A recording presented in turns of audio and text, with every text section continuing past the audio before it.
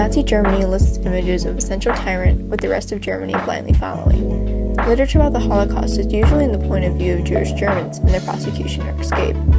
The average German citizen is categorized as complacent to Nazi Germany and just going with it. History forgets about those with a strong sense of morality who chose not to support Hitler. The book thief expands on one such family and the hardships they endure purely because they weren't part of the Nazi Party. Hans Huberman had difficulty finding work and lived in more intense poverty than he would have originally experienced. They ate pea soup for dinner every day. I'm going to make some split pea soup With whatever else they could afford, like meat and potatoes.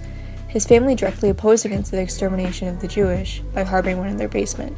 They were the epitome of rebellion and suffered because of it. With the extermination of millions of people, Death was heavily acquainted with Nazi Germany. The book thief's narrator is Death personified to illustrate that point. He is not what you would find on the first page of Google Images when you look up Death. When he describes himself, he says he's amiable, agreeable, affable, and that's only the A's. Just don't ask me to be nice. Nice has nothing to do with me. But it's fitting, I suppose, that a more kind, more gentle Death is our tour guide.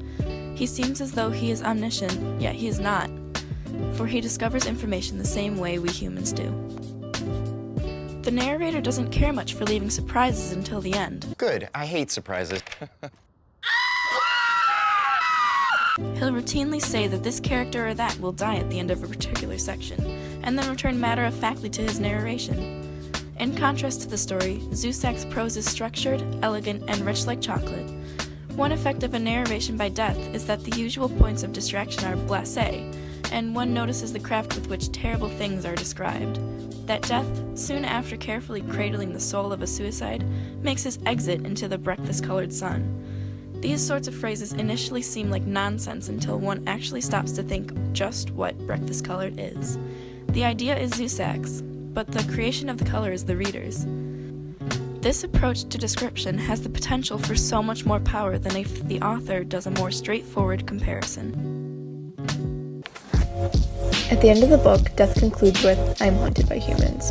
Death is haunted by how humans have both a hunger for destruction and overwhelming gentleness, evident in the taking in of Max, the homeless Jew.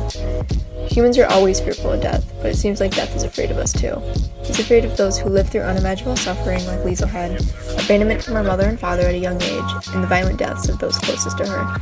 This lends insight upon the perseverance of human nature and its resilience through tragedy. We are so strong that even death is intimidated by us. Death's perspective and differing viewpoint offers a style that we rarely see when we read a book that is assigned to a literature class, let alone an AP literature class taught by Mrs. Price. Placing yourself in the position of a 17-year-old who just got out of a class that focused on British literature, more specifically formal classic types such as Pride and Prejudice. You were the last man in the world I could ever be prevailed upon to marry. It is in fact very refreshing to read a book whose narrator has a much more modern and unconventional voice. In fact, one may describe Death's tone as cheeky, or maybe even sassy, though he stays away from being insolent. It's a very interesting voice to give a narrator whose primary job revolves around the concept of grief and loss. This idiosyncratic voice aids in providing a unique glimpse into a time in which the novel took place. A time in which, as previously stated, is usually seen in textbooks as a totalitarian period with no resistors and rebels. The Book Thief is definitely a must-read and really does exemplify itself as a work of literary merit. It teaches a lot of younger readers that their different beliefs or ideas are absolutely normal, even though it might not exactly work out for them in a repressive or even progressive society.